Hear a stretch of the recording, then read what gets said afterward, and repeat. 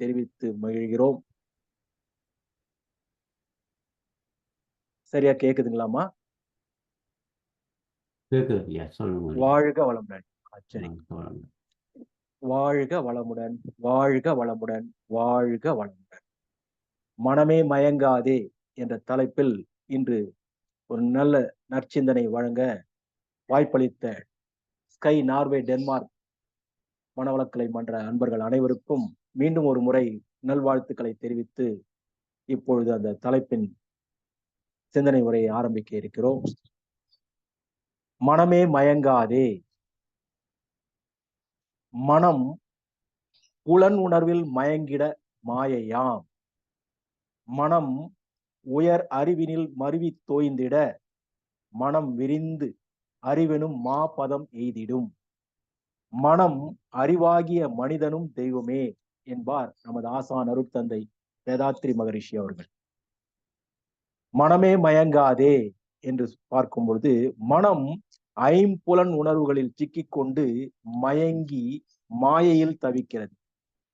அதே மனம் உயர்ந்து அறிவின் இருப்பிடத்தில் ஆழ்ந்து தோய்ந்து விரிந்து நிற்கும் நிலையில் அறிவின் உயர்நிலையில் அன்பும் கருணையுமாய் சிறந்து விளங்கி அறிவே தானாய் தெய்வமாய் அனைத்துயிர்களிலும் ஊடுருவி விரிந்து நெறியில் சிறந்து விளங்கும் பேறு அடைகிறது. மனத்துக்கண் மாசிலன் ஆதல் அனைத்தரன் ஆகுல நீரப் பெற என்பார் தெய்வ புலவர் திருவள்ளுவர் பெருந்தகை அவர்கள். மனம் தூய்மையாக இருப்பதே அறமாகும். மற்ற வகை ஆரவாரத்தை தவிர வேறு ஒன்றுமில்லை என்பதுதான் அக்குறளின் பொருளாகும். உயர்வான எண்ணமும் விரிவான சிந்தனையும் நேர்மையான செயல்பாடும் இருந்தால் வெற்றிகரமான வாழ்வு வாழ முடியும். சிலர் தனக்கு நேரமே சரியில்லை, காலமே சரியில்லை, நிலைமையே சரியில்லை என்று புலம்பித் திரிவார்கள். வாழ்வில் வெற்றி நடை போடுகிறவர்களோ தங்களுக்கு நேரம் போதவில்லை என்றே முயலுவார்கள், முழங்குவார்கள். மயங்க மாட்டார்கள், தயங்கவும் மாட்டார்கள். ஆகவே மனமே மயங்காதே, உன்னால் முடியும், தயங்காதே. இழந்து விட்டோம் என்று எதையும் நினைத்து ஏங்காதே. சாதிக்கத்தான் பிறந்தோம், மயங்காதே, தயங்காதே. எதையும் சாதாரணமாக எடுத்துக்கொள்ளும் மனசு மட்டும் நமக்கு இருந்து விட்டால் உலகத்தில் நம்மை விட சந்தோஷமானவர்கள் யாரும் இருக்க மாட்டார்கள். அதைத்தான் டேக் இட் ஈஸி பாலிசி என்று கூறுவார்கள். Take it easy policy. மேலும் அதையே அக்செப்ட் ஆஸ் இட் இஸ் என்பார்கள். அதை தமிழில் சொல்வதென்றால் பிரசாத புத்தி என்பார்கள். எது தனக்கு கிடைக்கிறதோ, எது தனக்கு அமைகிறதோ அதை அவ்வாறே ஏற்றுக்கொள்வது. Accept as it is. ஆக அதைத்தான் வாழ்வில் இனிமை காக்க வேண்டும் என்றால் அருட்தந்தை ஆசான் அவர்கள் ஒரு கவி கூறியுள்ளார்கள். வந்த துன்பம் ஏற்று சகித்து அவற்றை போக்க வழி கண்டு முறையோடு ஆற்றி இன்பம் காத்து எந்த துன்பம் வரினும் எதிர்நோக்கி நிற்பாயேல் இன்பமே மிகுதிப்படும், துன்பங்கள் தோல்வியுறும் என்று கூறுவார்கள். ஒரு திரைப்பட பாடல் நீங்கள் கேட்டிருக்கலாம், ஆட்டோகிராப் திரைப்பட பாடல். ஒவ்வொரு பூக்களுமே சொல்கிறதே வாழ்வென்றால் போராடும் போர்க்களமே, ஒவ்வொரு விடியலுமே சொல்கிறதே இரவானால் பகல் ஒன்று வந்திடுமே, நம்பிக்கை என்பது வேண்டும் நம் வாழ்வில், லட்சியம் நிச்சயம் வெல்லும் ஒரு நாளில். மனமே, ஓ மனமே, நீ மயங்காதே, பள்ளமோ மேடோ நீ தயங்காதே, உள்ளம் என்றும் எப்போதும் உடைந்து போகக்கூடாது, என்ன இந்த வாழ்க்கை என்ற எண்ணம் நமக்கு தோன்றவே கூடாது. அதைத்தான் அந்த திரைப்பட பாடலும் வலியுறுத்தி கூறுகிறது. நம்மை யாரேனும் நிராகரித்தால் அதை சந்தோஷமாக நாம் ஏற்றுக்கொள்ளதான் வேண்டும். உலகில் சாதனை புரிந்த அனைவருமே யாரோ ஒருவரால் நிராகரிக்கப்பட்டவர்களேதான். மண்டு என்றும் மூளை வளர்ச்சி இல்லாதவன் என்றும் பள்ளி ஆசிரியரால் ஒதுக்கப்பட்டவர்தான் தாமஸ் ஆல்வா எடிசன் அவர்கள். பிற்காலத்தில் 20ஆம் நூற்றாண்டின் தலை சிறந்த அறிவியல் மேதை என்ற புகழுக்கும் சாதனைக்கும் சொந்தக்காரராக விளங்கினார் தாமஸ் ஆல்வா எடிசன் அவர்கள். மின் விளக்கு, ஒளியை பதிவு செய்த அதே ஒளியை மீண்டும் ஒளிபரப்பும் போனோகிராப் போன்ற எண்ணற்ற சாதனங்களை செய்தவர் தான் தாமஸ் ஆல்வா எடிசன் அவர்கள். அவர் விடாமுயற்சி என்னும் சொல்லுக்கு தாமஸ் ஆல்வா எடிசனை தவிர சிறந்த உதாரணமாக யாருமே இருக்க முடியாது என்று சொல்லும் அளவிற்கு சிறந்த உதாரண புருஷராக திகழ்ந்தார். மின்சார விளக்கு நீண்ட நேரம் எரிய எந்த மின்னிழை ஏதுவாக இருக்கும் என கண்டறிய 1000க்கும் மேற்பட்ட மின்னிழைகளை பரிசோதனைக்கு உட்படுத்தியவர் அவர். 1000 மின்னிழைகள் மின் விளக்குக்கு பொருந்தாமல் போன போதும் கூட மனம் தளராமல், மனம் மயங்காமல், விடாமுயற்சியோடு சரியான மின்னிழையை கண்டறிந்து வெற்றி கண்டார் தாமஸ் ஆல்வா எடிசன் அவர்கள். என்ன நடந்தாலும், எதை இழந்தாலும் சோர்ந்து போக மாட்டேன். நான் 100 வெற்றிகளை பார்த்தவன் அல்ல, நான் 1000 தோல்விகளை பார்த்தவன் என்பார் தாமஸ் ஆல்வா எடிசன் அவர்கள். உணர்ச்சிக்கு முதலிடம் கொடுக்காமல் உழைப்புக்கு முதலிடம் கொடுத்தால் வாழ்க்கை உன்னதமாக அமையும் என்று அறிவித்தவர் தான் தாமஸ் ஆல்வா எடிசன் அவர்கள். என் முயற்சிகள் என்னை பல முறை கைவிட்டது உண்டு, ஆனால் நான் ஒரு முறை கூட எனது முயற்சியை கைவிடவில்லை என்பார் தாமஸ் ஆல்வா எடிசன் அவர்கள். எடுத்த செயலை முடிக்காமல் முயற்சியை கைவிடும் போது வெற்றிக்கு மிக அருகில் இருக்கிறோம் என்று பலருக்கும் தெரிவதில்லை. ஆதலால் தான் தோல்வியை தழுவுகின்றார்கள் என்பார் தாமஸ் ஆல்வா எடிசன் அவர்கள். ஆகவே முயற்சி தவறலாம், முயற்சிக்க தவறக்கூடாது. மனமே மயங்காதே, உன்னால் முடியும், தயங்காதே. 10வது முறையாக கீழே விழுந்தவனை பார்த்து பூமி தாய் முத்தமிட்டு சொன்னது, நீ 9 முறை எழுந்தவன் என்று. உண்மைதான், விழுவதெல்லாம் எழுவதற்குத்தானே, விழுவதெல்லாம் எழுவதற்குத்தானே தவிர அழுவதற்கல்ல என்பதே தோல்விகள் நமக்கு தெரிவிக்கும் பாடமாகும். வெற்றியை விட தோல்விக்கு பலம் அதிகம்.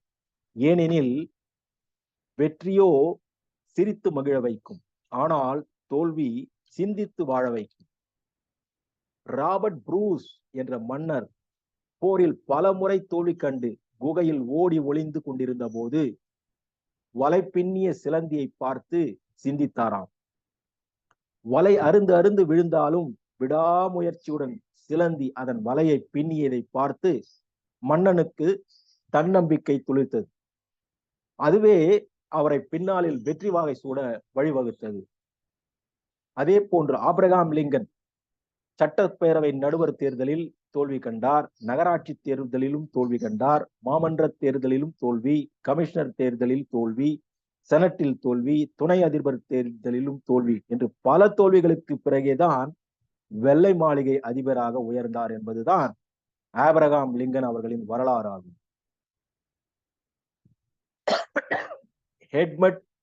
எட்மண்ட் ஹிலரி, டென்சிங் த எவரெஸ்ட் ஆகிய இருவரும் பல தடைகளை சந்தித்த பிறகுதான் எவரெஸ்ட் சிகரத்தின் உச்சியை தொட்டார்கள்.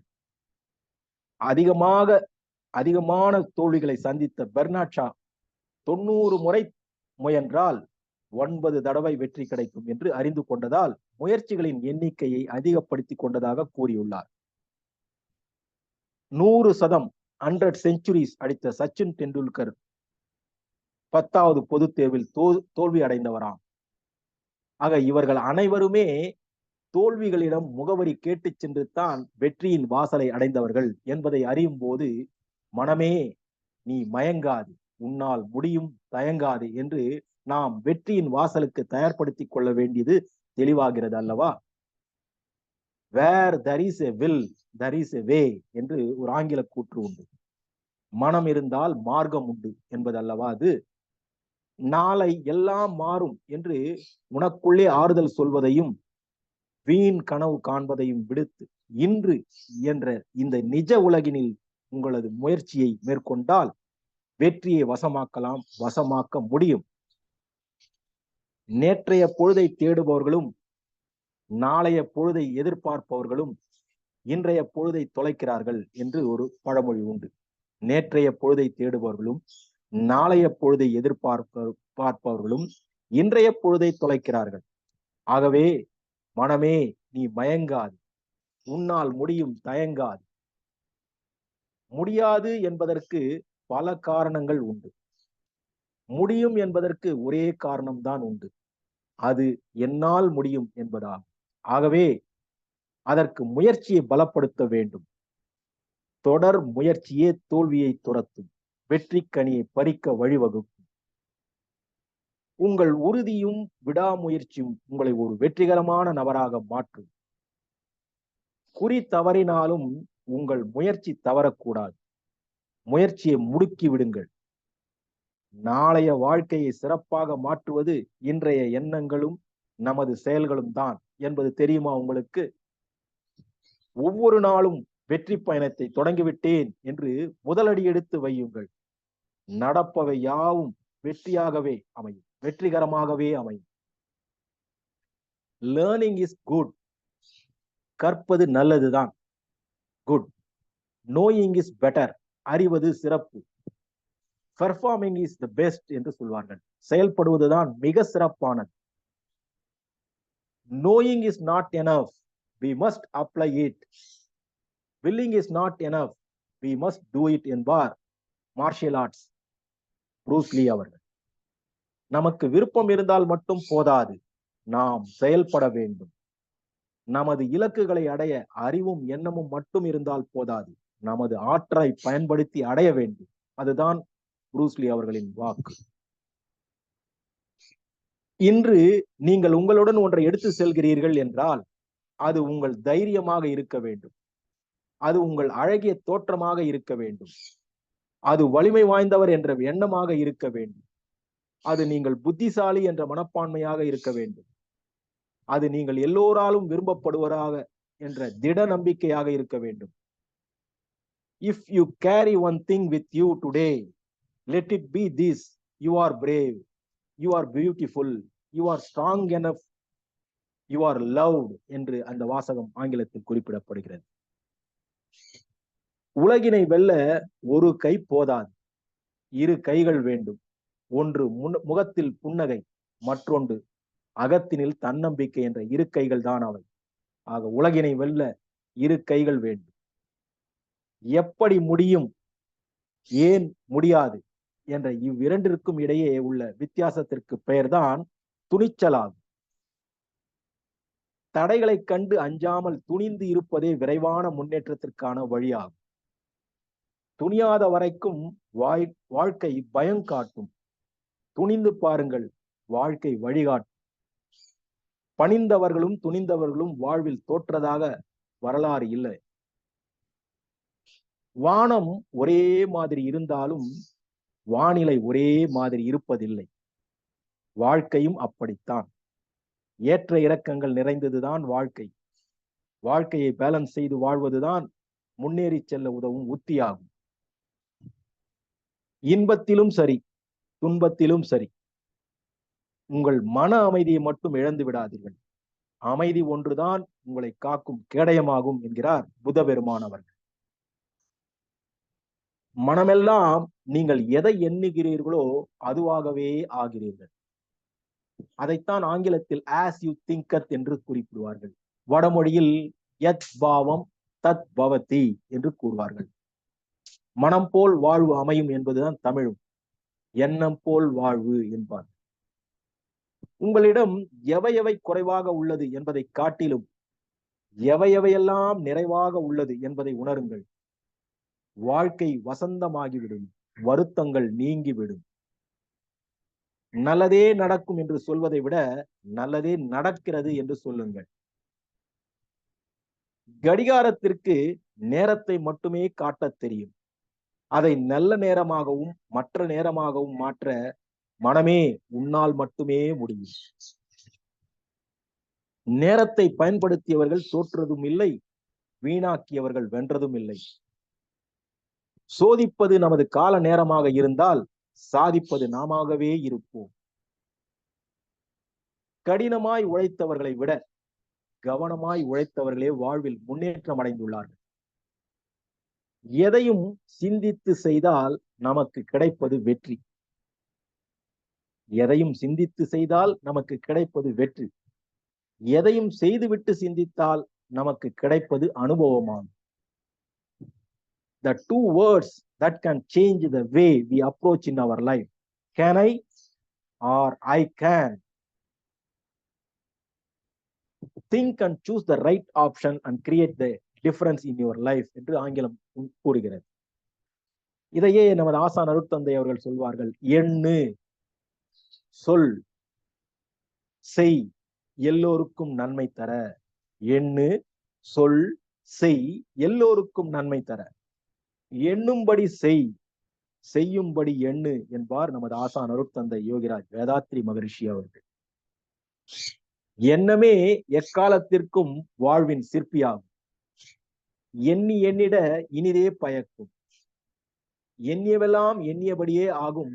எண்ணத்தில் உறுதியும் ஒழுங்கும் அமைந்திடில் என்பதும் அருட்தந்தை அவர்களின் அருள்வாக்காகும். ஆக நமது மனதில் எத்தகைய எண்ணங்கள் உதயம் ஆகின்றதோ அதற்கு ஏற்ப நாம் வாழ்வில் உயர முடியும்.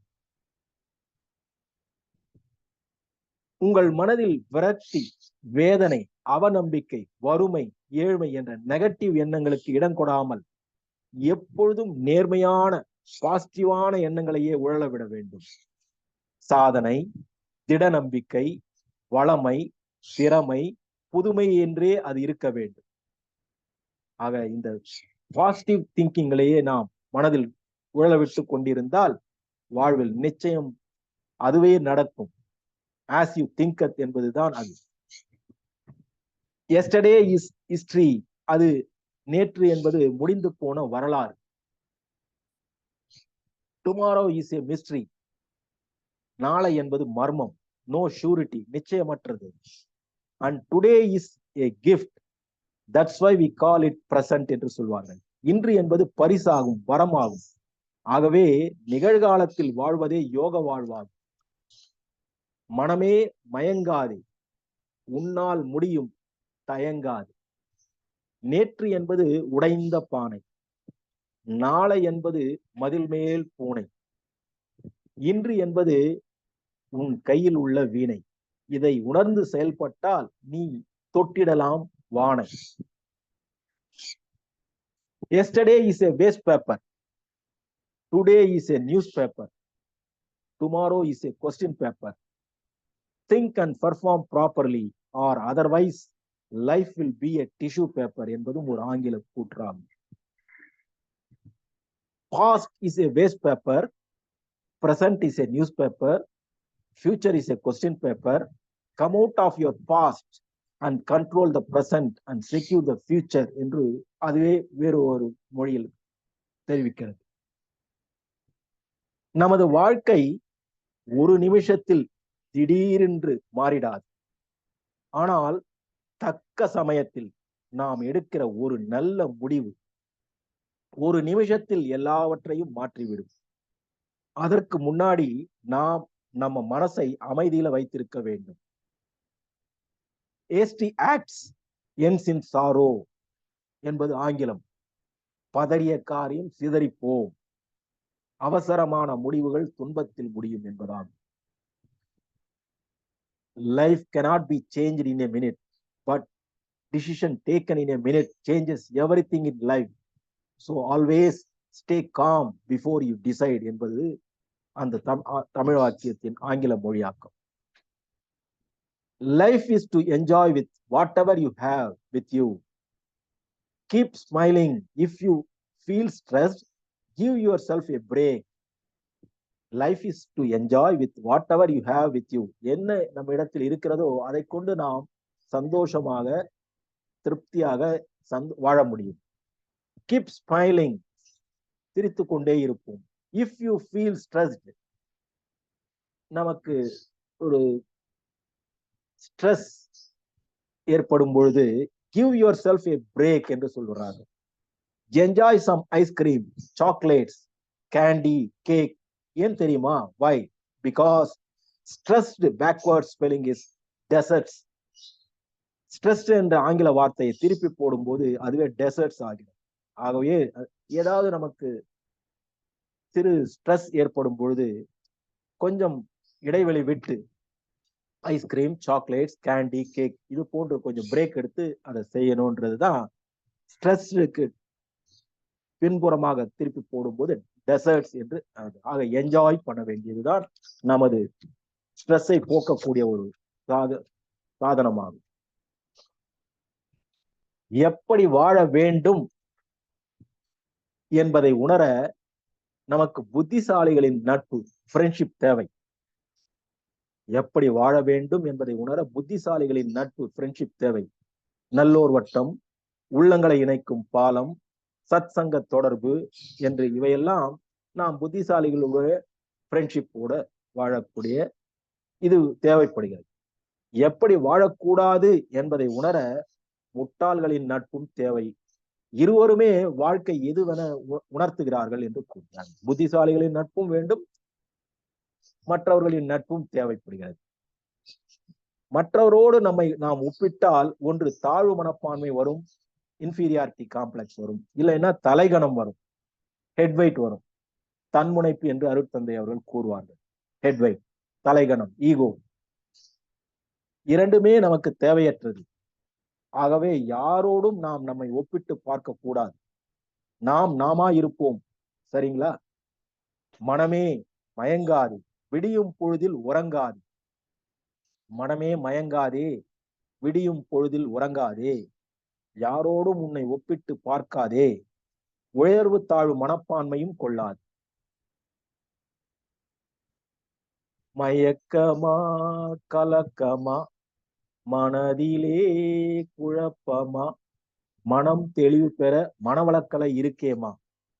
மயக்கமா கலக்கமா மனதிலே குழப்பமா, மனம் தெளிவு பெற மனவளக்கலை இருக்கே வா.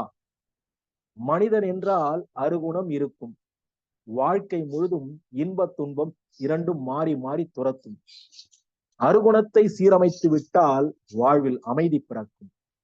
மயக்கமா கலக்கமா மனதிலே குழப்பமா, அருகுணத்தை சீரமைக்காவிட்டால் வாழ்வில் குழப்பமே கடைசி வரைக்கும். எண்ணத்தை ஆராய்ந்து ஆசையை சீரமைத்து கோபத்தை தவிர்த்து கவலையை ஒழித்து விட்டால் வாழ்வில் பேரின்பம் நிலைக்கும், வாழ்வில் பேரின்பம் நீடிக்கும். ஆக மயக்கமா கலக்கமா மனதிலே குழப்பமா, மனம் தெளிவு பெற மனவளக்கலை தவ மையம் அருகில் இருக்கே வா.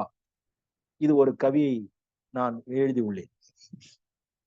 மனமே மயங்காதே, உன்னால் முடியுமே தயங்காதே. மனவளக்கலை பயிற்சிகளை கற்றுக்கொள், மனக்கவலை உனக்கில்லை ஒத்துக்கொள். காயக்கற்ப கலையை கற்றுக்கொள், முதுமை உனக்கில்லை ஒத்துக்கொள். ஆக எல்லாம் முடிந்து விட்டது என்று நினைக்கும் இடம்தான் ஒரு புதிய விடியலின் ஆரம்பமாகும். எல்லாம் முடிஞ்சு போச்சு, அவ்வளவுதான் அப்படின்னு நம்ம நினைக்கிற நேரத்துலதான் ஒரு புதிய விடியல் ஆரம்பமாகிறது. நார்வேயிலும் இப்போ விடியல் துவங்கி உள்ளது. அதே போல எந்த விமானமும் ஓடு பாதை, ரன்வே முடிந்து விட்டது என்று நின்று விடுவதில்லை. அங்குதான் அது பறக்க தொடங்குகிறது, டேக் ஆஃப் ஆகிறது. எந்த விமானமும் ஓடு பாதை, ரன்வே முடிந்து விட்டது என்று நின்று விடுவதில்லை. அங்குதான் அது பறக்க தொடங்குகிறது, டேக் ஆஃப் ஆகிறது. ஆகவே மனமே மயங்காது, உன்னால் முடியும், தயங்கி நிற்காது. யார் வேண்டுமானாலும் ஒரு குளத்தை, நீர் நிறைந்துள்ள குளத்தை கலங்கடிக்க முடியும். அந்த கலங்கி போன குளத்தை தெளிய வைக்க அந்த குளத்தால் மட்டுமே முடியும். அதே போல நம் மனமும் அப்படிதான். மனதை நாம் தான் தெளிவுபடுத்த வேண்டும். எல்லாம் சரியாகிவிடும் என்பது நம்பிக்கை. எல்லாவற்றையும் சரி செய்து விடலாம் என்பது தன்னம்பிக்கை. எல்லாம் சரி செய்துதான் ஆக வேண்டும் என்பதுதான் வாழ்க்கை. கவலைக்குள் தான் கலையும் இருக்கிறது, வலையும் இருக்கிறது. கவலை என்ற எழுத்துக்குள்ளே கலையும் இருக்கிறது, வலையும் இருக்கிறது. கவலையை கையாள தெரிந்தவர்களுக்கு அது கலை. கவலையை ஒழித்தால் கலையாம். கவலையை ஒழித்தல் என்பது கலையாம், மனவளக்கலையாம். கவலையை மனதில் இருத்தி கலங்கி நிற்பவர்களுக்கு அது துன்ப வலையாகும். திறந்த மனதோடு ஒருவர் சொல்லும் கருத்தை மனதில் வாங்கிக் கொள்வது ஏற்புத்தன்மை, ரிசப்டிவிட்டி என்பார். திறந்த மனதோடு ஒருவர் சொல்கின்ற கருத்தை மனதில் வாங்கிக் கொள்வது ஏற்புத்தன்மை, ரிசப்டிவிட்டி. அதற்கு ஏற்ப தன்னை மாற்றிக்கொள்வது அடாப்டபிலிட்டி, தகவமைதல். குற்றத்தை கண்டபோது அதனை மன்னித்து மறந்து விடுவது மேக்னானிமிட்டி. தீமையை அதாவது மேக்னானிமிட்டி என்பது பெருந்தன்மை. தீமையை நீக்கி நன்மையை செய்வதுதான் கிரியேட்டிவிட்டி, புதுமையை படைத்தலாகும். இவை அனைத்தையும் நமக்கு அளிப்பதுதான் மனவளக்கலை பயிற்சிகளாகும். வதந்திகளை உருவாக்குவது எதிரிகளின் வேலை, அதை பரப்புவது முட்டாள்களின் வேலையாகும். அதனை புறம் தள்ளிவிட்டு கடந்து செல்வது அதுவே நமது வேலையாக இருக்கட்டும். வாக்குவாதங்களை விட கலந்துரையாடலே சிறந்தது. ஏனென்றால் வாக்குவாதங்கள் யார் சரி என தேடும், கலந்துரையாடலோ எது சரி என ஆராயும். நீங்கள் உண்மையாக இருக்கிற வரையில் பொய்யர்கள் உங்களை நெருங்கவே பயப்படுவார்கள். உங்களை வீழ்த்த நினைப்பவர்கள் பயன்படுத்தும் ஆயுதம் உங்கள் மனதை சிதைப்பதுதான். நீங்கள் உங்கள் மனதால் தெளிவாக இருந்தால் உங்களை யாராலும் வீழ்த்த முடியாது, தாழ்த்தவும் முடியாது. நல்ல விஷயத்திற்காக தனியாக நிற்க வேண்டி வந்தாலும் தைரியமாக நில்லுங்கள். தனித்து நின்றாலும் ஒற்றை முள்ளாக கூர்மையாக நின்று பாருங்கள். ஏறி மிதிக்க நினைப்பவர்களும் தயங்குவார்கள், பிடித்து உடைக்க நினைப்பவர்களும் பயப்படுவார்கள். ஆக ஜெயிக்க வேண்டும் என்று முடிவெடுத்து விட்டால் நமது கண்களுக்கு தெரிய வேண்டியது காரணங்கள் அல்ல, இலக்கு. இலக்கு மட்டுமே தான் தெரிய வேண்டும்.